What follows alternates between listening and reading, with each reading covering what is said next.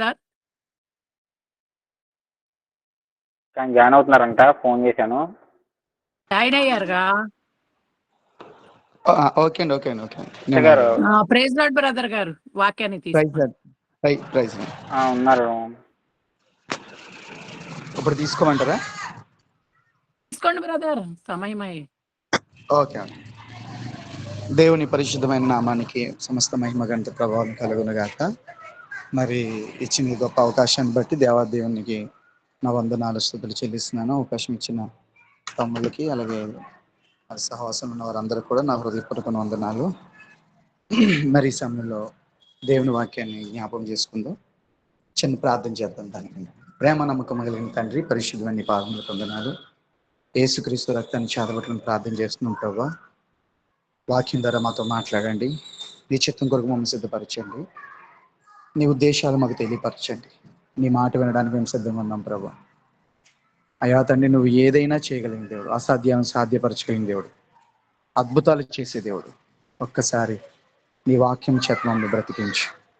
మేము ఇంకా ఏవి సరి చేసుకోవాలో, మేము ఇంకా ఏవి మార్చుకోవాలో, మేము ఇంకా వేటిని ప్రభా భద్రపరచుకోవాలో, వాటి విషయంలో సరైన గైడెన్స్ నుంచి మాతో మాట్లాడు.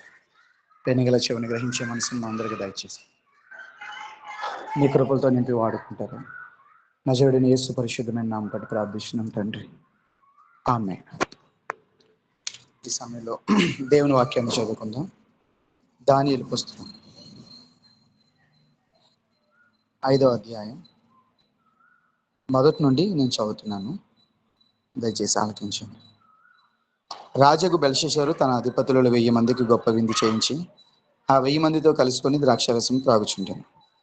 బెల్షస్సరు ద్రాక్షారసం త్రాగుచుండగా తానును తన అధిపతులను తన రాణులను తన ఉపపత్నులను వాటిలో ద్రాక్షారసం పోసి త్రాగునట్లు తన తండ్రి యొక్క నెబుకద్నెజరు యెరూషలేములోని ఆలయంలో నుండి తెచ్చిన వెండి బంగారు పాత్రలు తెమ్మని ఆజ్ఞ ఇచ్చాను. అందుకు వారు యెరూషలేములోని దేవుని నివాసముగా ఆలయం నుండి తీసుకున్న సువర్ణోపకరణములను తెచ్చి ఉంచగా రాజును అతని అధిపతులను అతని రాణులను అతని ఉపపత్నులను వాటిలో ద్రాక్షరసము పోసి త్రాగిరి. వారు బంగారు, వెండి, ఇత్తడి, ఇనుము, కర్ర, రాయని వాటితో చేసిన దేవతలను స్తుతించుచు ద్రాక్షరసము త్రాగుచుండెను. ఆ గడియలోనే మానవ హస్తపు వ్రేళ్లు కనబడి దీపము దగ్గర రాజు యొక్క నగరు గోడపోత మీద ఏదో ఒక వ్రాత వ్రాయిచున్నట్టుండెను. రాజు ఆ హస్తము వ్రాయుట చూడగా అతని ముఖము వికారమాయను. అతడు మనసునందు కలవరపడగా అతని నడుము కీళ్లు వదిలి అతని మోకాళ్ళు గడగడ వణుకుచు కొట్టుకొనిచుండు. చదవబడిన లేఖన భాగం ఒక విషయాన్ని మనందరికీ తెలుసు, కానీ ఇందులో నుండి ఒక ఉన్నతమైన ఉపదేశాన్ని ప్రభు మనతో మాట్లాడబోతున్నాడు. ఈ వాక్య భాగంలో నన్ను ఆశ్చర్యపరిచిన విషయం ఏంటంటే, ఒక్కొక్కసారి భక్తుల జీవితాల గురించి మాట్లాడేటప్పుడు ఒక సందర్భాన్ని మాట్లాడి మరొక సందర్భాన్ని మాట్లాడేసరికి దాదాపు ఒక్కొక్కసారి 5 సంవత్సరాలు, 10 సంవత్సరాలు, 20 సంవత్సరాలు, 30 సంవత్సరాలు పడుతుంది. ఆ గ్యాప్లో వాటి గురించి ఏ మెన్షన్ చేయకుండా హఠాత్తుగా వెంటనే ఏలియా గురించి అయితే ఆయన పుట్టు పూర్వోత్తరాలు ఏమీ రాయించదు. యోనా కోసం కూడా ఆయన పుట్టు పూర్వోత్తరాలు ఏమీ లేకుండా నినివే విషయంలో, సేవ పరిచయ విషయంలో ప్రారంభమవుతుంది. ఇక భక్తుల జీవితాల్లోనే చాలా మంది జీవితాల్లో అసలు ఏం జరుగుతుందో ఏంటో క్లుప్తంగా రాసే పరిస్థితి కనబడదు. కొన్ని సందర్భాల్లో రాయబడుతుంది, కొన్ని సందర్భాల్లో రాయబడలేదు. అంటే దీన్ని బట్టి మనకు అర్థమవుతుంది ఏంటంటే, దేవుడు ఏ వాక్యమైనా ఏ మాట అయినా అది మనకి అవసరము కాబట్టి బైబిల్ గ్రంథంలో లిఖించడని మనం అర్థం చేసుకోవాలి. ఇందులో నుండి ఏ ఒక్క మాట తీసివేయదగింది కాదు. ఇంకా మాటకి చెప్పాలంటే ఆయన ఉద్దేశం లేకుండా ఒక ఒత్తైనను ఒక సున్నాయిన కూడా తీయడానికి వీలుదట. అంటే ప్రతి మాటలో కూడా మానవునికి కావాల్సిన జీవం ఉంది. ఆ జీవం ప్రతి ఒక్కరిని వెలిగిస్తుంది. నన్ను ఆశ్చర్యపరిచిన విషయం ఏంటంటే, ఇతడు బెల్షస్సర్ అనే వ్యక్తి ప్రవక్త కాదు, యాజకుడు కాదు, అలాగని దేవుని సంబంధమైన వ్యక్తి కాదు. అతడు ఎవరంటే ఒక రాజకుమారుడు, రాజు అయ్యాడు, లోక సంబంధంగా ఉన్నాడు. ఆ లోక సంబంధమైన మనిషి లోక సంబంధమైన ప్లేసులో అంటే బబులోను దేశంలో రాజ్య పరిపాలన చేస్తున్నాడు. ఆ రాజ్య పరిపాలన చేస్తుండగా విందు చేశాడు. ఆ విందు చేసినప్పుడు ఒక చెయ్యి వచ్చింది, ఇలా రాసింది అని చెప్పడం మానేసి ఒక్కొక్కటి క్లుప్తపరుస్తాడు అనమాట. 1000 మంది అధిపతులతో విందు చేస్తున్నాడు. అక్కడ ఉపపత్నులు ఉన్నారు, రాణులు ఉన్నారు, పనివాళ్ళు ఉన్నారు. మరి ఇతర దేవతలకి బంగారం, వెండి, కర్ర, వీటి దేవతలను ఎదుట నాట్యం చేస్తూ మందు తాగు, ఇలాగ ప్రతిదీ కూడా పిన్ టు పిన్ అక్కడ ఏం జరిగిందో కాకుండా అక్కడ ఏమేమి ఉన్నాయో కూడా మెన్షన్ చేసి మాట్లాడుతున్నాడు. అసలు ఎందుకు అంతలాగా మెన్షన్ చేయాల్సిన పరిస్థితి ఏమొచ్చింది? అక్కడ ఎంతమంది ఉంటే ఏంటి, ఎంతమందితో చేస్తే ఏంటి, వాళ్ళు రాణులు అయితే ఏంటి, ఉపపత్నులు అయితే ఏంటి, పెళ్లి చేసుకుంటే ఏంటి, పెళ్లి చేసుకోకపోతే ఏంటి, అక్కడ విందు జరుగుతుంది, బెల్షస్సర్ ఒక విందు చేస్తున్నాడు, విందు జరుగుతుంది, అక్కడికి ఒక చెయ్యొచ్చి ఇలా రాసింది, ఇదిగో నీ పని అయిపోయింది అని అని తేల్చేసి అయిపోతుంది కదా తేల్చేస్తే.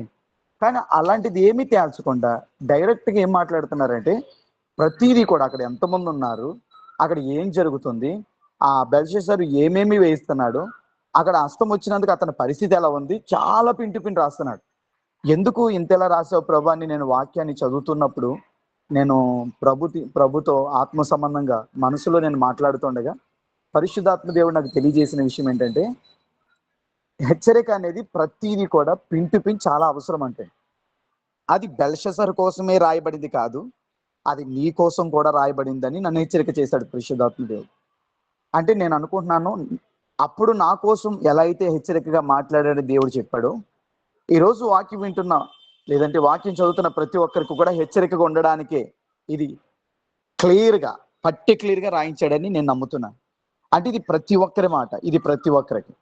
మనందరికీ తెలుసు అక్కడ ఒక చెయ్యి వచ్చి రాస్తుంది, మెనీ టేకేలో పర్సన్ 24 వచ్చింది అనుకుంటా, అక్కడ కిందకి వెళ్తే ఒకటి ఉంటుంది, మెనీ టేకేలో పర్సన్ అంటే దేవుడు నేను త్రాసులో వేశాడు, నిన్ను తోచగా నువ్వు తక్కువ కనబడ్డావు, సో నీ ప్రభుత్వం నీ ఎదురుని తీసి మరొకరికి ఇచ్చేస్తున్నాడు.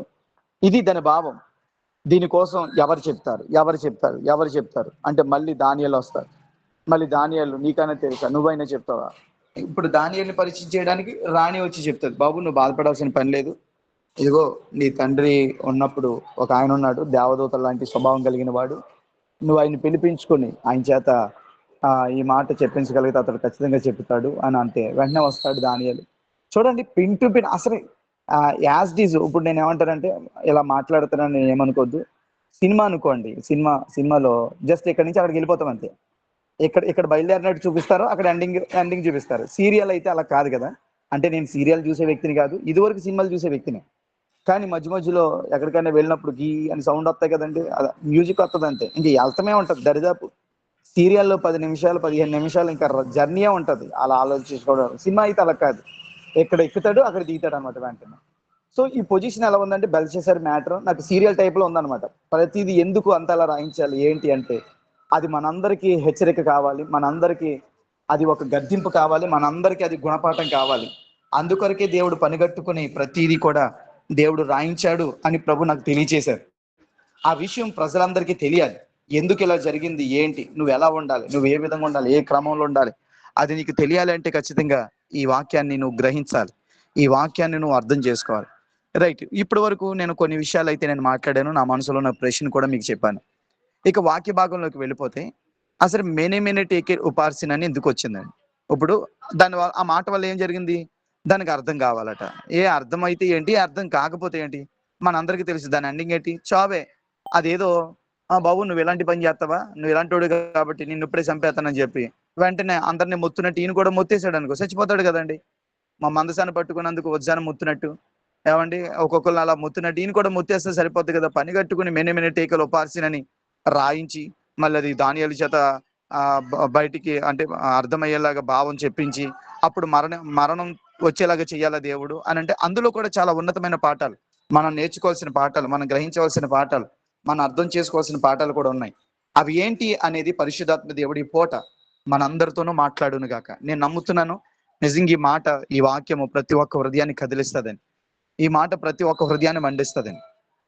నేను ఒకసారి అనుకుంటా ఈ వాక్యాన్ని మరి దేవుడిచ్చిన ఆత్మ నడిపింపుని బట్టి ఒక చోట మాట్లాడినప్పుడు గొప్ప ఉజ్జీవాన్ని దేవుడు ఆ స్థలంలో తీసుకొచ్చాడు.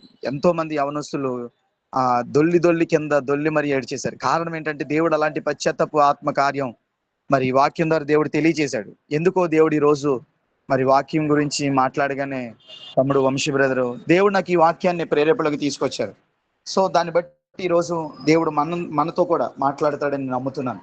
దేవుడు ఎందుకు మెనీ టేకెల్స్ ఉపార్సిన్ అనే భయంకరమైన మాటతోటి ఒకేసారి చంపేయకుండా ఎందుకు ఈ మాట రప్పించి మరి ఎందుకు చంపాలి అంటే అక్కడ జరిగిన కార్యం చూడండి. అక్కడ ఒక విందు జరుగుతుంది అన్నాడు. ఇక నేను ఆత్మీయ సందేశంలోనికి వెళ్తున్నాను, ఆత్మీయ అర్థాల్లోనికి. అక్కడ విందు జరుగుతుంది అన్నాడు. విందు అంటే సంతోషం, హ్యాపీనెస్. ఇప్పుడు మనం అందరం కూడా ఏం చేసినా సరే అదే హ్యాపీనెస్ కోసం ప్రాకులాడతాం, పరిగెలెడతాం. సంతోషం కోసమే ప్రతిదీ. ఇప్పుడు మనం పని చేసినా, మనం భోజనం చేసినా, మనం ఇల్లు కట్టినా, ఏం చేస్తున్నా సరే కేవలం మనం సంతోషం కోసమే చేసుకుంటాం.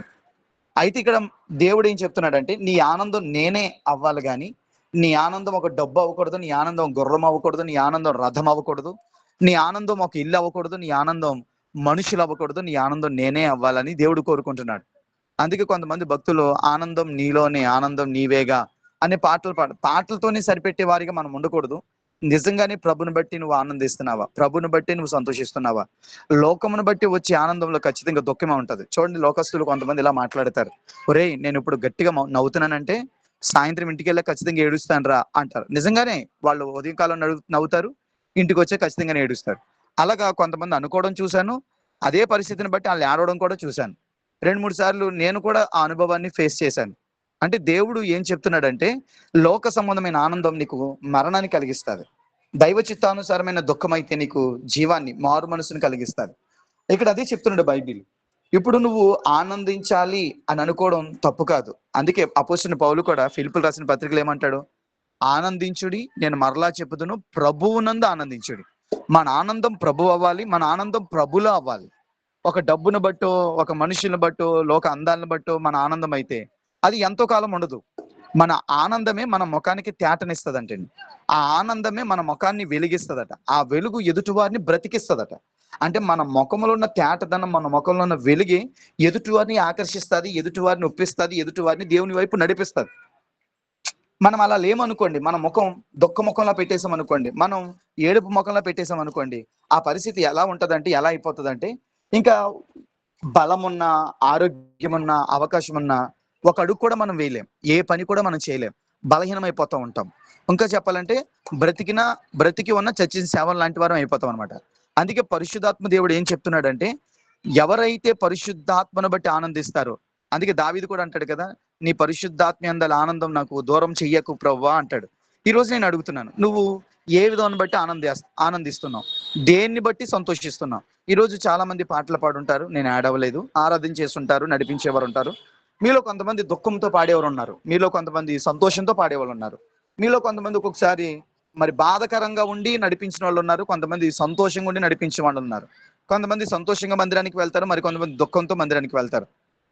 ఇలాగే దేవుడు ఒకసారి నన్ను అడిగాడు, ఏమనంటే, ఈ రోజు నేను చాలా హ్యాపీగా ఉన్నాను ప్రభా, ఇది కేవలం నిన్ను బట్టి అని నేను దేవుడిని ఆరాధన చేస్తున్నాను. ప్రభా అన్నాడు, నిజంగా నువ్వు నన్ను బట్టి ఆనందిస్తున్నావా అని అన్నాడు. అవును ప్రభా, నువ్వు నాకు దొరకవు కదా, నువ్వు నా రక్షకుడు కాబట్టి నేను నిజంగా నిన్ను ఆరాధిస్తున్నాను, నీ యందు నేను ఆనందిస్తున్నాను, నీలో నువ్వు నాకు దొరకవనే సంతోషం నాకు చాలా అధికంగా ఉంది ప్రభా అని చెప్పి నేను ప్రభుని ఎంతగానో స్తుతించాను. ఎప్పుడైతే ఆ మాటలను బట్టి నేను ప్రభుని స్తుతించానో, అప్పుడు దేవుడు అన్నాడు, సరే అయితే నిజంగానే నువ్వు నన్ను బట్టి ఆనందించే వ్యక్తి అయితే ఈ ఆనందం ఎంతవరకు ఉంటుందో ఒకసారి నువ్వు కనిపెట్టు అన్నాడు దేవుడు. సరే అన్నాను. నెక్స్ట్ ఆదివారం వచ్చింది. ఎంత నవ్వించినా నవ్వు రావట్లేదు, నాకు దుఃఖమే ఉంది. ఎంత నవ్వు వచ్చినా, ఆ జోకులు వేసినా సరే నవ్వు రావట్లేదు, దుఃఖమే ఉంది. ఏంటి ప్రభా?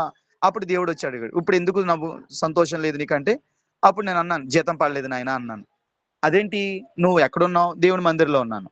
మరి దేవుని మందిరంలో ఉంటే, నన్ను బట్టి ఉంటే నీకు ఆనందం రావాలి కదా, ఎందుకు రాలేదంటే, జీతం పడలేనప్పుడు ఎలా వస్తుంది ఆనందం అంటే, నా ఆనందం దేవుడిని బట్టి లేదనమాట, నా ఆనందం జీతాన్ని బట్టి ఉంది. అంటే లాస్ట్ టైం ఎందుకు ఆనందంగా ఉన్నాను అంటే, జీతం పడింది కాబట్టి. అప్పుడు ఎంతమంది ఏడిపించాలనుకుని ఏడుపు రాదు నాకు, ఎంతమంది ఆల్టర్ కాల్లో నడిపించినా నాకు ఏడుపు రాదు, ఎంతమంది దుఃఖంతో నడిపించినా ఏడుపు రాదు. కారణం ఏంటంటే, జీతం పడిపోయింది, నా భారాలన్నీ తేలికైపోయినాయి. నా భారాలన్నీ తేలికైనప్పుడు ఇంకెందుకు ఏడుపు వస్తుంది? అదే జీతం పడలేదు అనుకోండి, నువ్వు ఎంతమంది వచ్చి నవ్వించినా, ఎంతమంది ఎంతగా ఫోర్స్ చేసినా ముఖంలో నవ్వు కాదు కదా, అసలు చలనం కూడా రాదు. అంటే దీన్ని బట్టి మనకు అర్థమైపోతుంది, నాకు కూడా అర్థమైపోయింది. అంటే నేను కూడా డబ్బును బట్టే ప్రభుని ఆనందిస్తున్నాను అనమాట. అది అంటే నేను ఆనందించే ఆనందం అది నిజమైంది యేసు ప్రభుని బట్టి వచ్చింది కాదు. నేను అంటాను, నిజంగా యేసు ప్రభుని బట్టి వచ్చిన ఆనందం నీదైతే, సింహాల బోన్లో కూడా నువ్వు ప్రార్థించగలుగుతావు, అగ్ని గుండంలో కూడా నువ్వు ఆరాధించగలుగుతావు. చిన్న బాధ వస్తే ప్రార్థనే మన నోట రాదు, చిన్న బాధ వస్తే చిన్న పాట కూడా మనం పాడలేం. అమ్మా పాట పాడతావంటే, ఈ రోజు నా మనసు ఎందుకో బాగాలేదు, నేను పాడలేను అంట. ఎందుకు బాగాలేదు? యేసు ప్రభు లేడనా, పరిస్థితులు బాగాలేదన్నా? అంటే మన ఆనందం కూడా దేంట్లో వెతుక్కుంటున్నాం అంటే, ఖచ్చితంగా లోకపరంగానే వెతుక్కుంటున్నాం. లోకపరంగా ఆనందం ఉంటే ఖచ్చితంగా ఎప్పటికైనా నువ్వు ఏడవలసిందే. అది దేవుని బట్టి వచ్చింది అనుకోండి ఆనందం. నీ నీ నోటిలో ఉన్న ఆనందాన్ని, నీ ముఖంలో ఉన్న ఆ సంతోషాన్ని అసలు బయటికి తీయడానికి ఎవ్వరికి సామర్థ్యం లేదు. ఎవ్వరు ధైర్యం చేయరు. కారణం ఏంటంటే అది పరిశుద్ధాత్మను బట్టి వచ్చిన ఆనందం. నీ దగ్గర నుండి నీ సెల్ ఫోన్ లాగేసుకోవచ్చు, నీ ఇల్లు లాగేసుకోవచ్చు, నీ ఆస్తిపాస్తులు లాగేసుకోవచ్చు, నీ దగ్గర ఉన్న బంగారం లాగేసుకోవచ్చు. నీ దగ్గర నుండి నీలో ఉన్న యేసయ్యని, యేసయ్య ఇచ్చిన రక్షణని, యేసయ్య ఇచ్చిన పరిశుద్ధాత్మ యందలి ఆనందాన్ని ఎవ్వరు తీసుకోలేరు. అందుకే పరిశుద్ధాత్మ దేవుడు మనకు ముందుగానే చెప్తున్నాడు ఏమన్నా తెలుసా? మీరు ఇప్పుడు దుఃఖించువారైతే ఖచ్చితంగా రేపు మీరు నవ్వుతారు, సంతోషిస్తారు. ఆత్మ విషయమే దీనిలో అయిన వారు ధన్యులు అనే ఆ ధన్యతలో కింద ఒక మాట ఉంటది, దుఃఖపడు వారులారా మీరు ధన్యులు, మీరు ఓదార్చబడుదురు. అంటే ఈ రోజు నేను ఏడుస్తున్నాను అంటే ఏడవడానికి కారణం ఏంటంటే నేను బాధపడ్డానో, లేకపోతే నష్టపోయానో, ఓడిపోయానో, డబ్బులు పోయానో కాదు. నా నా శరీర క్షమించండి, నా శరీర రీతిని బట్టి, కొన్ని పరిస్థితులను బట్టి, దెబ్బలు తగిలాయి కాబట్టి దాన్ని బట్టి ఆడవడం కాదు. నా శరీర పాపముల కొరకైన నా ప్రాయశ్చిత్తాన్ని పరిశుద్ధుడైన దేవుడు పరలోకం నుండి భూమి మీదకి దిగి వచ్చాడు. ఈ కన్నీళ్లు తప్ప నాకు ఇంకొక కన్నీళ్లు రాకూడదు. ఈ దుఃఖం తప్ప అంటే నన్ను ప్రేమించే వాళ్ళు ఉన్నారా, నన్ను ప్రేమించి యేసయ్య ఉన్నాడా అని మనం ఎప్పటికప్పుడు మన జీవితాన్ని సరి చేసుకుంటూ ఆయన ప్రేమను ధ్యానిస్తూ కన్నీళ్లతో ఆయన పాదాలను ఎప్పుడైతే పట్టుకుంటామో దేని బిడ్డలారా, అప్పుడే పరిశుద్ధాత్మతో ఖచ్చితంగా మనం నింపబడిన వారం అవుతాం. పరిశుద్ధాత్మ యొక్క పశ్చాత్తాపం మనలో కలుగుతుంది. ఖచ్చితంగా మారు మనసు, నిజమైన మారు మనసు అనుభవం అనేది ప్రభు మనలో నడిపిస్తాడు. ఎప్పుడైతే నిజమైన మారు మనసు అనుభవంలోనికి మనం వెళ్ళామో ఇంక ఎప్పటికీ కూడా మరణం అనేది మన దగ్గరికి రాదు. ఎప్పుడు మన హృదయం తేటగానే ఉంటది, మన హృదయం ఎప్పుడు సంతోషంగానే ఉంటది. అందుకే బైబిల్ కూడా చెప్తుంది, ఈ రోజు నువ్వు ఒకవేళ ఆనందించే వ్యక్తివైతే నీ ఆనందాన్ని దుఃఖంగా మార్చేసుకో. సంతోషించే వారింటికి వెళ్ళడం కంటే ఏడ్చే వారింటికి వెళ్ళడం, ప్రలాపించే వారింటికి వెళ్ళడం మేలు. అంటే ఈ రోజు మనం మనమే దుఃఖంలాగా మార్చుకోవాలట. అది ఏ దుఃఖం? నేను వేస్ట్ ఫెలో, నేను పనికిరాని దాన్ని ఈ విధమైనది కాదు. ఏమండి, అరే మన జీవితాలు ఏ పాటివి? ఒకని జన్మదినము కంటే ఒక మరణ దినం మేలు. ఎందుకంటే బ్రతికున్నవాడు చనిపోయిన వారిని మన్నన చేసుకుంటాడు. ఎందుకంటే తాను కూడా ఒక రోజు వెళ్లాల్సిన పరిస్థితి వస్తుంది అనే ఆలోచనతోటి మన్నన చేసుకోవాలట. అలా మన్నన చేసుకోవడానికి, జ్ఞాపకం చేసుకోవడానికి ప్రలాపించున్న వారింటికి, చనిపోయిన వారింటికి వెళ్ళడం మేలు అని చెప్తున్నాడు. అంటే నువ్వు ఈ రోజు సంతోషము అనేది నీకు ఎక్కడుంది అంటే, నిజమైన పశ్చాత్తాపం అనేది ఎక్కడుందంటే దేవుని క్రియను ధ్యానించుటలోనే ఉంది, దేవుని చేతి పనిని వివరించుటలోనే ఉంది, దేవుని రుచిని నువ్వు ఎరుగుటలోనే ఉంది. ఆయన రుచిని నువ్వు ఎరిగితే నీకు వచ్చేది ఏంటనుకుంటున్నారండి? హ్యాపీనెస్ కాదు, నీకు వచ్చేది ఏంటంటే కృతజ్ఞత భావం వస్తుంది. ఆయన చేసిన కార్యాలని, ఆయన చూపిన ప్రేమ నువ్వు తలపోసుకుంటే నీకేమొస్తుంది? దుఃఖం కలుగుతుంది. నా తండ్రి నా కోసం ఇంత త్యాగం అయ్యాడా, నా దేవుని కోసం నేను ఏదైనా చేయాలని ఒక సమర్పణలోనికి నువ్వు వెళ్తావు. ఆ సమర్పణ నీకు ఒక అందాన్ని ఇస్తుంది, ఒక తేటనిస్తుంది. బెల్షస్సర్ అయితే లోక ఆనందాన్ని ఎన్నుకున్నాడు కాబట్టి ఆ ఆనందంలో, ఆ సంతోషంలో చెయ్యరాని పనులు చేయడానికి అతడు తావిచ్చాడు. చూడండి, ఈ రోజు లోకపరంగా సంతోషంగా ఉండాలని చాలా మంది చూడండి ఎక్కువగా ప్రార్థనలకు వెళ్ళడం కంటే లోక సంబంధమైన సాంప్రదాయాలకు వెళ్ళడం ఎక్కువ ఇష్టపడతారు. ఎందుకు అనుకుంటున్నారు? వాళ్ళు ఇష్టపడే కార్యాలు ఎందుకు అనుకుంటున్నారు? అరే ఏడవడం మాకు చేత కదరా, నీట్గా బట్టలు వేసుకోవాలి, చక్కగా ఉండాలి, అఫిషియల్గా ఉండాలి, ఎవరైనా సరే మమ్మల్ని చూడాలి, ఈ హ్యాపీ మూమెంట్ లో ఉండిపోతారు. ఇందులో ఉండిపోయి ఇంకా దేవుని కార్యాన్ని కానీ, దేవుని పనిని కానీ పట్టించుకునే పరిస్థితి ఉండదు. అలాంటి పరిస్థితుల్లో వారికి రక్షణ మార్గం కనబడదు, రక్షణ కార్యం జరగదు. అందుకే నువ్వు లోక సంబంధమైన ఆనందాన్ని వెతుక్కుంటూ వెళ్ళావంటే ఖచ్చితంగా భయంకరమైన పాపం కూడా జరిగే పరిస్థితి ఉంటుంది. ఎందుకు అనుకుంటున్నారు? ఇక్కడ ఒక మాట చెప్పి నేను మరి కొంచెం లోతుకి వెళ్తాను. ఇక్కడ తను లోక సంబంధమైన ఆనందాన్ని ఎప్పుడైతే కోరుకున్నాడో ఆ ఆనందంలో అతడు ఆల్రెడీ మందు తాగుతున్నాడు అంటండి, మందు పానీయం తాగుతున్నాడంట. మనోడికి మరి కిక్కెక్కలేనట్టుంది. దేవుని సన్నిధిలో ఉండే ఉపకరణాలని తీసుకురండిరా, అందులో వేసి తాగుదాం అంటున్నాడు. ఏమండి, పాత్రలను తాగుతామా? అందులో ఉన్న మందుని తాగుదామా? ఎందులో వేసి తాగితే నీకేంటి? ఉన్న గ్లాసులు సరిపోవట్లేదా? ఉన్న పాత్రలు సరిపోవట్లేదా? ఉన్న తప్పెలలు సరిపోవట్లేదా? దేవుని మందిరంలో వాడబడవలసిన వాటిని ఎందుకంటే ఖచ్చితంగా నేను అంటాను, నువ్వు లోక సంబంధమైన ఆనందం కోరే వ్యక్తివైతే ఖచ్చితంగా దేవుని సన్నిధిలో ఉండే పాత్రల్ని కూడా నీ ఆనందంలో కలుపుకుంటావు. అంటే నువ్వు హ్యాపీ మూమెంట్కి వెళ్ళాలి, సంతోషం ఉండాలి, ఎంజాయ్ చేయాలి. కొంతమంది ఇదేనండి, జబర్దస్తులు చూసి ఏమంటే డైలాగులు వేసుకుంటారు కదా, పంచి డైలాగులు వేస్తారు. ఆ టైప్ డైలాగుల కోసం తమ జీవితాలని పణంగా పెట్టేసుకుంటారు అనమాట. దేవుని అరే మాటలు జాగ్రత్తగా రావాలి, ఎలా పడితే అలా మాట్లాడకూడదు, మనం కింద ఉన్నాం, దేవుడు పైన ఉన్నాడు, మన మాటలు కొద్దిగానే ఉండాలి, దేవుని సన్నిధిలో అనాలోచితంగా పలకూడదు. ఈయన భయం ఎవరికి ఉండదండి. ఈ లోక సంబంధంగా వేయాల్సిన డైలాగులు కూడా మందిరంలో వేసేస్తారు, మందిరం బిడల దగ్గర వేసేస్తారు. దానివల్ల ఏం జరుగుతుందో తెలుసా? మందిరములో ఉన్న పాత్రలో లోక సంబంధమైన మందు వేసి తాగుతున్నాడు అనమాట. అంటే నువ్వు లోక సంబంధముగా ఆనందిస్తున్నావు అంటే ఖచ్చితంగా దేవుని సన్నిధిలో ఉండాల్సిన పాత్రలను కూడా తీసుకొచ్చి ఆ లోక సంబంధమైన సంతోషంలో పాలు పొందేలాగా మార్చి వ్యక్తిగా మారిపోతావు. దేవుని సన్నిధిలో ఉన్న పాత్రలు దేవుని సన్నిధిలోనే ఉండాలి, ఇంకా బయట ఎక్కడ తిరగకూడదు. కానీ దేవుని సన్నిధిలో ఉన్న పాత్రలతోటి నువ్వు మందు వేసి బ్రాంతి వేసి తాగుతున్నావంటే దాని అర్థం ఏంటో తెలుసా? నువ్వు ఖచ్చితంగా లోక సంబంధమైన వ్యక్తిగా ఉన్నావు కాబట్టి లోక సంబంధమైన మనుషుల్ని కూడా సరదాగా బయటికి వెళ్దాం రారా, సరదాగా ఇక్కడ ఉందాం రారా అంటే ప్రార్థనలో ఉండవలసిన వారిని కూడా నువ్వే బయటికి లాక్కెళ్ళిపోయే పరిస్థితి అవుతుంది. ప్రార్థనలో ఉండాల్సింది ఎవరు? నీ ఆత్మ. ప్రార్థనలో లేనిది ఎవరు? నీ శరీరం. అంటే నీ శరీరం నువ్వేం చేస్తావు? ఖచ్చితంగా లోక సంబంధంగా నీ శరీరాన్ని ముడివేసావు అంటే ఆ లోక సంబంధమైన శరీరం ఆత్మ సంబంధమైన యెరూషలేములో ఉండాల్సిన దేవుని పాత్రగా ఉండాల్సిన ఆ పాత్రని కూడా ఈ శరీర సంబంధమైన సంతోషాన్ని వేసి ఆ పాత్రను కూడా నువ్వు తాగిన వ్యక్తి అవుతావు. అక్కడ జరిగిన మ్యాటర్ ఏంటంటే దేవుని సన్నిధిలో ఉండాల్సిన ఆ పాత్రల్ని ఇక్కడికి తీసుకొచ్చి తాగినందుకే ఒక చెయ్యి వచ్చి భయంకరంగా రాసేసింది. ఈ రోజు నేను అడుగుతున్నాను, నిజంగా నీ ఆనందం ప్రభువేనా? నీ సంతోషం దేవుడై ఉన్నాడా? నీ సంతోషం నిజంగా ప్రభుని బట్టే ఉందా, లేదంటే లోక సంబంధమైన బట్టి ఉందా? ఒకవేళ లోక సంబంధమైన దేవుని బట్టే ఉంటే జీతం రాకపోయినా నువ్వు ఆరాధించగలుగుతున్నావా? నీ ఇంట్లో బియ్యం లేకపోయినా నువ్వు ఆరాధించగలుగుతున్నావా? నీ ఇంట్లో నిన్ను ప్రేమించేవారు ఎవరు లేకపోయినా నువ్వు ఖచ్చితంగా ప్రభుని బట్టి ప్రభు నువ్వు నాకుండగా ఈ లోకంలో ఏది నాకు అక్కర్లేదని చెప్పగలుగుతున్నావా? ఒక మాట నిన్ను సూటిగానే దైవజనుడిగా మీతో పాటు నన్ను కూడా ప్రశ్నించుకుంటున్నాను. ఈ వాక్యం నాతో కూడా మాట్లాడుతుందని నేను నమ్ముతున్నాను. ఈ రోజు నీ ఆనందం ఒకవేళ దేవుని బట్టి లేదు అంటే ఖచ్చితంగా నువ్వు లోక సంబంధమైన వ్యక్తివే. లోక సంబంధమైన వ్యక్తివి అని తెలిసినప్పుడు నేను అంటాను, దేవుని సంబంధమైన పాత్రని కూడా నువ్వు మలినం చేసే పరిస్థితి కనబడుతుంది. దేవుని సంబంధమైన పాత్రను కూడా నువ్వు నాశనం చేసే పరిస్థితి కూడా కనబడుతుంది. అంటే ఆత్మ ఎప్పుడూ సిద్ధమే అన్నాడు, శరీరం బలహీనం అన్నాడు. ఆ శరీరానికి నువ్వు ఒప్పుకున్నావంటే బలహీనమైన శరీరం ఎప్పుడు సిద్ధంగా ఉండే ఆత్మను కూడా బలహీనం చేసే పరిస్థితులు కనబడతాయి. అందుకే ప్రార్థన చేయాల్సిన సమయంలో నువ్వు ప్రార్థన చేయడం ఎప్పుడైతే మానేస్తావో ఇక మొత్తానికి ప్రార్థన చేయాల్సిన సమయం వచ్చినప్పటికీ కూడా ఆత్మ కొంచెం కూడా మెలకుగుండి లే ప్రార్థన చేయని తట్టలేదు. ఎందుకు తట్టలేదు అంటే ఇంకా నువ్వు ఎప్పుడైతే బలహీనం చేసావో ఇంకా అందులోకి వెళ్ళిపోయింది. ఇప్పుడు చూడండి, ఆ పాత్రలు బహుశా బబులోన్లోకి వెళ్ళిపోయినందుకు ఆ మందు వేసి తాగడానికి ఆ పాత్రను తీసుకెళ్తుంటే ఒకవేళ బహుశా ఇలా అనొచ్చు ఆ పాత్రలు, అయ్యా నేను దేవుని సన్నిధిలో ఉండాల్సిన వ్యక్తిని అయ్యా, నేను దేవుని సన్నిధిలో ఉండాల్సిన వ్యక్తులమయ్యా, అయ్యా మమ్మల్ని తీసుకెళ్ళద్దయ్యా అంటే పని అవ్వదండి. ఏమండి, నేను బబులోన్లో ఉన్నప్పటికీ కూడా మందిరానికి రాకపోయినప్పటికి కూడా దేవుని సన్నిధిలో ఉండకపోయినప్పటికి కూడా మేము బబులోన్లో ఉన్నప్పటికి కూడా దేవుని కొరకే మేము బ్రతుకుతున్నాం తెలుసా అంటే పని అవ్వదండి. దేవుని కొరకు ఎందుకు బ్రతుకుతావు? ఖచ్చితంగా శత్రువు వస్తాడు. అవకాశం లేదు కాబట్టి నిన్ను కుదురుగా ఉంచాడు. అవకాశం వచ్చినప్పుడు ఖచ్చితంగా నిన్ను కావాలని లాక్కెళ్తాడు. ఎక్కడికి లాక్కెళ్తాడు? బయటికి తీసుకెళ్తాడు.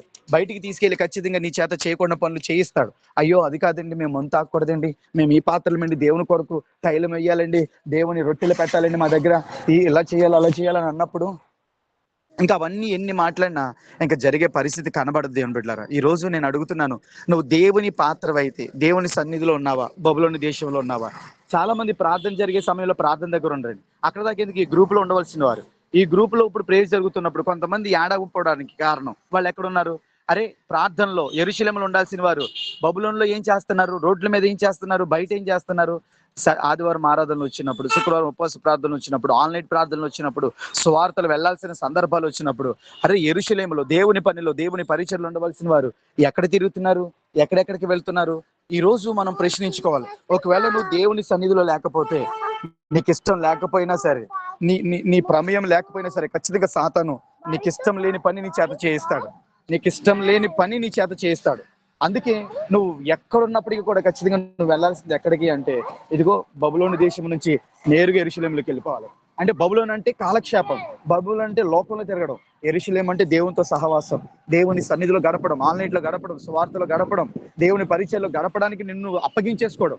ఎవరైతే తమను తాము అలర్ట్ చేసుకోండి, బుద్ధిమంతుడు పరమునకు పో జీవ మార్గమును ఏమంటే నడుచుకుంటాడంట కిందనున్న పాతాలను తప్పించుకోవడానికి. అంటే బుద్ధిమంతుడు ఎవరు?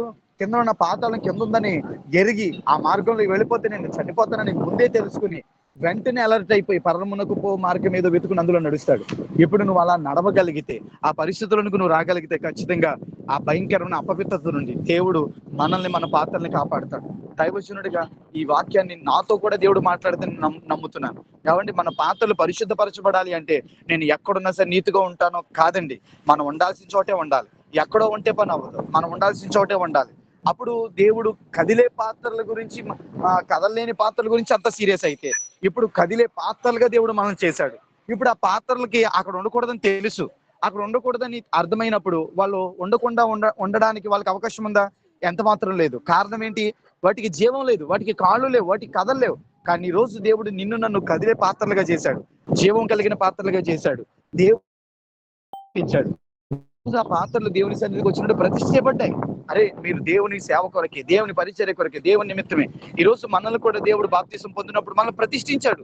నేను ప్రభు కోసమే బ్రతుకుతాను, ప్రభు కోసమే జీవిస్తాను. పరిస్థితులు ఎన్ని వచ్చినా నేను వెనక్కి వెళ్ళను, పరిస్థితులు ఎలా వచ్చినా నేను ఏమాత్రం వెనదిరగను, ప్రభు కోసమే, నా తుది శ్వాస వరకు ప్రభు కోసం ఉంటానని మనం ప్రతిష్ఠ చేసుకున్నాం. అలాగే దేవుడు ప్రతిష్ఠించాడు. ఇప్పుడు ప్రతిష్ఠిత చేయబడిన పాత్రలు ఇప్పుడు ఎక్కడెక్కడ తిరుగుతున్నాయో దేవుడు చాలా గద్దిస్తున్నాడు, చాలా హెచ్చరిక చేస్తున్నాడు. ఆనాడు నినివే పట్టణం విషయంలో యోనా చిన్న మాట పలకగానే వారందరూ సరి చేయబడగలిగినప్పుడు ఈ రోజు దేవుడు మాట్లాడుతున్నాడు, మనం కూడా సరి చేయబడగలిగితే దేవుడు మనలందరినీ కూడా అంగీకరించును గాక. అయితే ఇందులో ఒక 3 విషయాలు నేను ముగించాలని ఆశపడుతున్నాను. చూడండి, మెనీ టేకేలు పార్సినని దేవుడు రాయించాడు. అసలు మరణం రావడానికి గల కారణాలు ఏంటి అనే విషయము అక్కడ రాయబడుతుంది. అంటే మనం చదువుకున్న లేఖన భాగంలో కింద ఒక మాట ఉంటది, ఏమంటే అతడు దేవుని మందిరం యొక్క ఉపకరణాలతోటి దేవతా విగ్రహాలకి అర్పిస్తాడు అన్నమాట. అంటే దేవుని పాత్రలను తీసుకెళ్లి దేవుని సన్నిధిలో ఉండకపోతే లోక సంబంధమైన వాటికే పూజలు జరుగుతాయి. అది మాత్రం గుర్తుపెట్టుకోమని నేను మనవి చేస్తాను. దేవునికి ఉపయోగపడేలాగా నీ రూపాయి ఖర్చు పెట్టావా? అయితే దేవునికి ఉపయోగపడుతుంది. అది దేవునికి ఉపయోగపడంది కాదు అంటే ఖచ్చితంగా విగ్రహాలకు సంబంధించిందని మాత్రం మర్చిపోవద్దు. ఇక 3 విషయాలు నేను ఈ రోజు చెప్పాలనుకున్నాను. 1, 24 వచ్చిలో ఉంటది, మెనీ టేకులు ఉపాసిన అనే బాబు అక్కడ రాస్తాడు. మెనే అనగా దేవుడు నీ ప్రభుత్వ విషయంలో అన్నిట్లో కూడా లెక్క చూశాడు. అంటే దేవుడు నీ విషయంలో ఒక దర్శనం ఇచ్చాడు. ఆ దర్శనం విషయంలో నీకు లెక్క పెట్టాడు. అంటే నువ్వు ఈ రోజు ఎంతసేపు ప్రార్థన చేయాలి, నువ్వు ఎంతసేపు బైబిల్ చదవాలి, నువ్వు ఈ రోజు ఎంతమందికి సువార్త చెప్పాలి, నువ్వు ఈ రోజు ఇలా పరిచర్య చేయాలి అని దేవుడు ఒక లెక్క కట్టాడు. ఇక టెకేల్ అనగా ఆ త్రాసులో దేవుడు చూసినప్పుడు నువ్వు తక్కువగా కనపడ్డావు. అంటే దేవుడు అనుకున్నది వేరు, నువ్వు చేస్తుంది వేరు. దేవుడు చెప్తుంది వేరు, నువ్వు చేస్తుంది వేరు. దేవుడు ఇలా అనుకున్నాడు, ఈ రోజు 3 గంటలైనా నా కుమార్తె ప్రార్థన చేస్తుందని. ఈ రోజు నువ్వు ఎలా ఉన్నావు? తక్కువగా కనబడ్డావు, 3 గంటలు చేయలేదు. ఈ రోజు 10 అధ్యాయాలైన బైబిల్ చదువుతాడు నా కుమారుడు అనుకున్నాడు దేవుడు. తక్కిట్లో వేసినప్పుడు నువ్వు తక్కువగా కనబడ్డావు. ఈ పరిస్థితిని చూసి దేవుడు ఏం చేస్తున్నాడు తెలుసండి?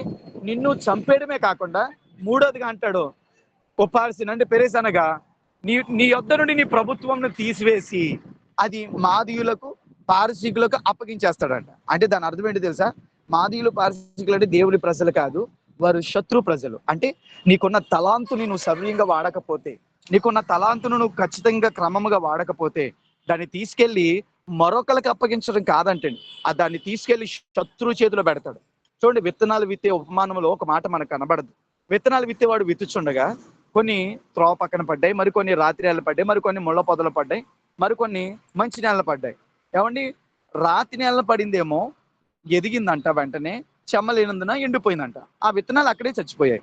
ముళ్ళ పొదలు పడినవి ఎదిగాయట, కానీ ముళ్ళ తుప్పలు వాటిని అణిచేయడం వల్ల చచ్చిపోయాట. అవి కూడా అక్కడే ఉన్నాయి. మంచి నేల విత్తబడ్డాయట, అవి ఎదిగాయంట, 30 దంతులుగా 60 దంతులుగా 100 దంతులుగా ఫలించాయంటే అక్కడే ఉన్నాయి. కానీ త్రోవ పక్కన పడిన విత్తనాలు మాత్రం అక్కడ లేవు. ఏమైందంటే అవి త్రోవ పక్కన పడ్డం వల్ల అవి వాటిని పక్కకు త్రోసేశారు, వాటిని కాళ్ళతో తొక్కారు. ఈ లోపు ఆకాశ పక్షులు వచ్చి వాక్యాన్ని ఎత్తుకెళ్ళిపోయాయి. కాబట్టి ఎంత దమ్ము ఉండాలండి? దేవుని వాక్యాన్ని, దేవుని విత్తనాన్ని అపవాది ఎత్తుకెళ్ళిపోవడానికి ఎంత దమ్ము ఉండాలి? అంటే అపవాది చేతిలో కూడా వాక్యం వెళ్తుంది అంటే వెళ్తుంది. దేవుని వాక్యం ఏం చెప్తుంది? ఇదిగో పైనుంచి వచ్చు ఆకాశపు వర్షం అంట ఆయన చిత్తము జరిగించకుండా మళ్ళీ వెనక్కి తిరిగి వెళ్ళదో, దేవుని మాట కూడా అట్లా ఉంటదట. ఆయన మాట భూమి మీదకి వచ్చి ఆయన చిత్తం నెరవేర్చకుండా వెళ్ళదట. కానీ ఇక్కడ ఆయన చిత్తం కాదు కదా, ఆకాశ పక్షులు అంటే ఎవరు? దురాత్మలు ఆ వాక్యాన్ని ఎత్తుకెళ్ళిపోతున్నారంట. ఎత్తుకెళ్ళిపోవడానికి కారణం ఏంటంటే నువ్వు వాటిని త్రొక్కివేయడం వల్ల, నువ్వు వాటిని సరిగా జరిగించకపోవడం వల్ల. ఈ రోజు నువ్వు ప్రార్థన చేయగలను అనుకుని ప్రార్థన చేసావు, రేపు ఎల్లుండే ఖచ్చితంగా ప్రార్థన ఆపేస్తావు. ఎందుకంటే అలిసిపోయానని. ఆ అలిసిపోయాను నువ్వు ఎప్పుడైతే ఆపేసావో నువ్వు తక్కువగా కనబడతావు. దేవుడు అనుకున్నట్లుగా నువ్వు లేవనుకోండి, ఏమన్నా అంజూరపు పళ్ళు ఉంటాయేమో అని వెళ్ళాడండి అంజూరపు చెట్టు దగ్గరికి. ఆయన ఆశించిన ఫలాలు అక్కడ కనబడలేదు. వెంటనే దాన్ని ఏం చేశాడంటే శపించేశాడని దేవుని వాక్యంలో మనం చూస్తున్నాం. ఈరోజు దేవుడు ఆశించిన విధానంలో నీకు కొంత టైం పెట్టాడు, కొంత పీరియడ్ పెట్టాడు. ఆ పీరియడ్ టైంలో నువ్వు దేవుడు అనుకున్నట్లుగా నువ్వు నిజంగానే బైబిల్ చదువుతున్నావా? నువ్వు నిజంగానే ప్రార్థన చేస్తున్నావా? నువ్వు నిజంగానే సహవాసంతో ఉన్నావా? నువ్వు నిజంగానే దేవుని పరిచయం చేయగలుగుతున్నావా? ఒక్కరికైనా స్వార్థ చెప్పగలుగుతున్నావా? ఒక్కరినైనా మందిరానికి నడిపించగలుగుతున్నావా? వీటన్నిటి విషయాల్లో దేవుడు లెక్క చూస్తాడంటే, ఈ లెక్క చూసినప్పుడు ఒకవేళ ఆ విధానంలో నువ్వు లేకపోతే దాన్ని తీసుకెళ్లి ఏం చేస్తాడంట? ఖచ్చితంగా ఆ లోక సంబంధమైన వారికి, అనగా అపవాది చేతిలో పెడతాడంట. ఈ ఎంతో మంది ఈరోజు అబద్ధ బోధకులుగా మారిన వాళ్ళు అందరూ కూడా ఎవరు అనుకుంటున్నారండి? డైరెక్ట్ గా అబద్ధాలు చెప్పిన వాళ్ళు కాదు, మొదట సేవ చేసిన వాళ్ళే, మొదట దేవుని పరిచర్యలు వాడబడిన వారే, స్వస్థతలు చేసిన వారే, అద్భుతాలు చేసిన వారే, దర్శనాలు చూసిన వారే, ప్రవచనాలు చెప్పిన వారే, ఆయా రకాలుగా స్వబుద్ధితోటి, సొంత నిర్ణయాలతోటి, ఏమండి, తుచ్చమైన దురాశలకి ఏడవబడిన వారే, ఏమంటే అబద్ధ బోధలోనికి వెళ్ళిపోయిన పరిస్థితులు మనకు కనబడుతున్నాయి. కారణాలు ఏంటి అనుకుంటున్నారు? వారు దేవుడు అనుకున్న విధానంలో పరిచర్య చేయలేదు, దేవుడు అనుకున్న విధానంలో ప్రార్థన చేయలేదు. వారికి నచ్చినప్పుడు చేస్తున్నారు, వారికి నచ్చలేనప్పుడు మానేస్తున్నారు, వారికి అయితే చేస్తున్నారా, అవలేనప్పుడు మానేస్తున్నారు. దేవుడికి అలాంటివి నచ్చవండి. దేవుడు నువ్వు ఇలా చెయ్యాలి, నువ్వు ఇలా ఉండాలి, నువ్వు ఈ విధంలో నువ్వు నడిపించబడాలని దేవుడు కొంత టార్గెట్, కొన్ని అంశాలు, కొన్ని ఆలోచనలు పట్ల కలుగున్నాడు. ఆయన కలుగున్న ఆలోచనలో నువ్వు గనక ఒకవేళ లేకపోతే ఖచ్చితంగా ఆ ప్రభుత్వాన్ని, ఆ వరాల్ని, అధికారాన్ని తీసుకెళ్లి దేవుడు సాతానికి అప్పగించడం కాదు, ఆడే లాక్కెళ్ళిపోతాడు. ఎందుకంటే నువ్వు వాటిని తొక్కేసావు, దేవుడిచ్చిన అవకాశాలను తొక్కేసావు, దేవుడిచ్చిన ప్రేరేపణను తొక్కేసావు, దేవుడిచ్చిన విధానాలు తొక్కేసావు. కాబట్టి వాటిని తీసుకుని ఏం చేస్తున్నాడు? సాతాన్ని ఎత్తుకుపోతున్నాడు, వాడికి నచ్చినట్లుగా ఉపయోగించుకుంటున్నాడు. అందుకే దర్శనం వచ్చినా రాకపోయినా, కళలు వచ్చినా రాకపోయినా, ఇదిగో దేవుడు నాతో మాట్లాడాడని ప్రవచనాలు చెప్పేస్తున్నాం, ఇదిగో దేవుడు నాతో ఉన్నాడని భాషలు మాట్లాడేస్తున్నాం. ఈ పరిస్థితులన్నీ కేవలం అబద్ధానికి దారితీస్తున్నాయి, దేవుని వ్యతిరేకమైన కార్యాలకి దారితీస్తున్నాయి. అలాంటి పరిస్థితుల్లోనికి ఈరోజు నువ్వు నేను వెళ్ళకూడదని పరిశుద్ధాత్మ దేవుడు మనల్ని సూటిగానే హెచ్చరిక చేస్తున్నాడు. దేవుడు మాట్లాడుతుండగా ఒకవేళ నీ హృదయాలు తాకబడితే, నీ హృదయాలు ఒప్పింప చేయబడితే, ఒకవేళ ఈ రోజు చేయాల్సిన బాధ్యత నువ్వు చేయలేకపోయావా? ఏమండి, మనం ఎవరికైనా అమౌంట్ ఈ రోజు కట్టాల్సి వస్తే, అయ్యో అమౌంట్ కట్టలేదే అని చెప్పి ఎక్కడో దిక్కున ఏదో రకంగా వాళ్ళని వీళ్ళని అడిగి మరి మనం ఆ అమౌంట్ చేస్తాం. అరే రేపు ఈఎంఐ అని చెప్పి ముందు ఈరోజు అకౌంట్ ఉంచుకుంటాం. నేనేమంటానంటే, ఈ రోజు చదవాల్సిన బైబిల్ నువ్వు చదవవా? ఈ రోజు చేయాల్సిన ప్రార్థన నువ్వు చేసావా? ఈ రోజు స్వార్థ చెప్పావా? ఈ రోజు నువ్వు ఉండాల్సిన విధానంలో నువ్వు ఉన్నావా? నువ్వు ఆ విధానంలో ఉండకపోతే గనక, నువ్వు ఆ పరిస్థితిలో లేకపోతే గనక, మన యుద్ధ నుండి కూడా ప్రభుత్వం ఆ రక్షణ కార్యం తొలగిపోయే పరిస్థితి, ప్రమాదం కూడా కనబడుతుంది. ఎందుకంటే బైబిల్ చెప్తుంది, జీవగ్రంథంలో ఒకసారి పేరు రాయబడిన తర్వాత అది పరిస్థితి కూడా కనబడుతుందండి. అంటే శివగ్రంథంలో పేరు రాసి కూడా తుడిచేస్తాడంట. ఆయన ఏమన్నా మనిషి అండి? అయ్యో అనుకోకుండా రాశాను, ఇలాంటి వాడి పేరు అసలు రాయకూడదు అని చెప్పి రాసేసి మళ్ళీ ఏమెరగినట్టు ఎరేజర్ తో తుడిచేయడానికి? అంటే ఆయన పేరు రాసింది ఏదేమైనా సరే నేను పరలోకి తీసుకెళ్ళడానికే. కానీ నువ్వు మరలా నీ స్వచిత్తాన్ని, నీ ఉద్దేశాల్ని, నీ నిర్ణయాన్ని, నీ సొంత బుద్ధిని ఆధారం చేసుకుని నువ్వు ఎప్పుడైతే వెళ్ళడం ప్రారంభిస్తావో వెంటనే నీ జీవగ్రంథంలో ఉన్న పేరు కూడా తుడిపిపెట్టే ప్రమాదం కూడా ఉందని ప్రభు సూటిగా హెచ్చరిక చేస్తాడు. మొట్టమొదటిగా దేవుని ఆనందం కోరే వ్యక్తివైతే నిజంగా నువ్వు ఇలాంటి లోకంలో ఎలాంటి పరిస్థితులు నీ నోట స్తుతి ఆగదు, నీ నోట ప్రార్థన ఆగదు, నీ నోట సువార్త ఆగదు. అందుకో భక్తుడు ఇలా పాడతాడండి, చెరలోనైనా పాడుతా ఆనందపు స్తుతి పాట. కాబట్టి చెరలోనైనా పాడతాడంట ఆనందపు స్తుతి పాట. మరి నీకున్న ఇబ్బందులు, నెలాఖరులో ప్రారంభంలో జీతం పడినప్పుడు చేసిన ఆరాధన మరి నెలాఖరులో ఎందుకు ఆరాధన జరగదు? ఏమంటే డబ్బులు లేనప్పుడు ఎందుకు స్తుతి జరగదు? డబ్బులు లేనప్పుడు ఎందుకు మరి సువార్తలు జరగవు? అంటే మన ఆత్మీయ జీవితం డబ్బుతో ముడిపడి ఉందా? అయితే జాగ్రత్త పడదాం, మెలకు కలుగుందాం. ఆ డబ్బు నుంచి విడిపించబడి, నా ఆధారము దేవుడే, నా దిక్కు దేవుడే, నేను దేవుని బట్టే నేను బంధించబడ్డాను, దేవుని బట్టే నేను బందీ అయి ఉన్నానని ఈరోజు యథార్థమైన మనసుతో ప్రభు దగ్గర మనం ఒప్పుకుంటూ తీర్మానం చేద్దాం. ఇక రెండవదిగా, దేవుని సన్నిధిలో ఉండాల్సిన వారు దేవుని సన్నిధిలో ఉండకపోతే ఖచ్చితంగా బబులోన్లోనే ఉన్నట్టు. బబులోన్లో ఉంటున్నావు అంటే నీకు ఇష్టం లేని తుచ్చమైన పనులు కూడా నీ చేత చేయించడానికి అపవాది నిన్ను ఎలా అయినా వాడుకుంటాడు. ఆ పరిస్థితి నీకు రాకుండా ఉండాలి అంటే నువ్వు ఉండాల్సింది బబులోన్లో కాదు, నువ్వు ఉండాల్సింది యెరూషలేములో, అనగా దేవుని మందిరంలో, అనగా దేవుని పరిచర్యలో, సంఘములో, సహవాసములో ఖచ్చితంగా నువ్వు ఉండాలి. ఆన్లైన్ ప్రేయర్ జరిగినప్పుడు, సహవాస ప్రార్థన జరిగినప్పుడు నువ్వు ఈ గ్రూపులో ఎందుకు ఉండవు? నీ గ్రూపులోంచి ఎందుకు లెఫ్ట్ అయిపోతావు? నీ గ్రూపులోకి ఎందుకు యాడ్ అవ్వవు? ప్రార్థన జరుగుతుందని తెలుసుండి కూడా నువ్వు గ్రూపులోకి ఎందుకు రావు? కారణం ఏంటంటే ఖచ్చితంగా సాతాను నిన్ను బబులోన్లో ఉంచేస్తున్నాడు. బబులోన్లో ఉంచడమే ఆడి పని. తర్వాత ఆటోమేటిక్ గా మందు తర్వాత పోతాడు. నువ్వు ఒక రోజు ప్రార్థన మానేసినంత మాత్రాన నువ్వు అపవిత్రుడు అయిపోవు, కానీ కొంతకాలం ఉంచుతాడు. తన తండ్రి తీసుకొచ్చిన పాత్రల్ని కొడుకు అవండి మద్యం వేసి తాగాడు. తండ్రి తీసుకొచ్చిన పాత్రలో. అంటే ఎంత గ్యాప్ వచ్చింది అంటే, నువ్వు ప్రార్థన మానేసినంత మాత్రం వెంటనే నష్టం జరగదు. సహవాస ప్రార్థన, గ్రూప్ కాల్ ప్రార్థన మానేసినంత మాత్రం నష్టం జరగదు. కొంతకాలం నిన్ను ఉండనిస్తాడు. మా గ్రూప్ లో యాడ్ అవ్వకపోయినంత ప్రమాదం ఏమి లేదులే, ప్రార్థనలో యాడ్ అవ్వకపోయినంత ప్రమాదం లేదులే అన్నట్టు ఒప్పిస్తాడు. ఏమండి, ప్రార్థనకి వెళ్ళకపోతే డేంజర్ అంటే ఎవరు ప్రార్థన మానుతారండి? ఈ రోజు చాలా మంది బలారాధనలు కూడా మానేస్తున్నారు. సంఘంలో బలారాధనలు మానేసి డ్యూటీలకు వెళ్ళే పరిస్థితులు చాలా మంది జీవితంలో కనబడుతున్నాయి. కారణం ఏంటంటే, వెంటనే రియాక్టింగ్ ఉండదు, వెంటనే రియాక్షన్ ఉండదు. దేవుడి దగ్గర నుంచి సాతాను గడికి అవకాశం ఇస్తాడు. కొంతకాలం ఏం పర్లేదు. ఏమండి, నినివే పట్టణానికి వెళ్లాల్సిన వాడు యోన తరిశీసి వెళ్ళిపోతుంటే వెంటనే ప్రమాదం ఎదురైందా? కొంతకాలం జర్నీ జరిగింది, కొంతకాలం హ్యాపీగానే ఉంటది, కొంతకాలం మూవ్ అవుతావు, కొంతకాలం హ్యాపీగానే ఉంటావు. ఇంకా చెప్పాలంటే గాఢ నిద్రపోయాడంట. అంటే డిస్టర్బెన్స్ లేకుండా, గలిబిలి లేకుండా. బాబోయ్, దేవుని పని నిమిత్తం వెళ్ళుంటే డిస్టర్బెన్స్ వద్దునేమో. చూడు, తరిశీసి వెళ్ళడం వల్ల దేవుని చిత్తమేమో, ప్రశాంతంగా నిద్రపోతున్నాను. ఏమంటే, బయట అంత అలలు వచ్చినా సరే మన అయ్యగారికి అసలు మెలకు రాలేదంటే ఎంత ప్రశాంతంగా నిద్రపోయాడో చూడండి. ఏమండి, అతడు ప్రవక్త ఆషామాషి కాదండి. ఇప్పుడంటే ఒక మాట చెప్పుకొని పరిచర్య చేయగానే, వాక్యం చెప్పడం రాగానే సేవకులు అయిపోతున్నారు. కానీ అప్పుడు అలా కాదు కదా. దేవుని యొద్ద నుండి సాక్ష్యం పొందాలంటే ఎంతో గొప్ప త్యాగం, ఎంతో గొప్ప పరిశుద్ధత, ఎంతో సమర్పణతో, వైరాగ్యంతో కొన్ని జీవితం ఉంటేనే కానీ ప్రవక్త అనిపించుకోరు. అలాంటి వారికి కూడా సుఖంగా నిద్ర పడుతుందంటే ఆ ప్రయాణం ఎంత సాఫీగా జరిగింది. సాఫీగా జరుగుతుందని నువ్వు అలాగే వెళ్ళిపోతున్నావంటే, ఒకసారి ఆన్లైన్ ప్రార్థన మానేసిన ఏం పర్వాలేదు బాగానే ఉందని అనుకున్నావంటే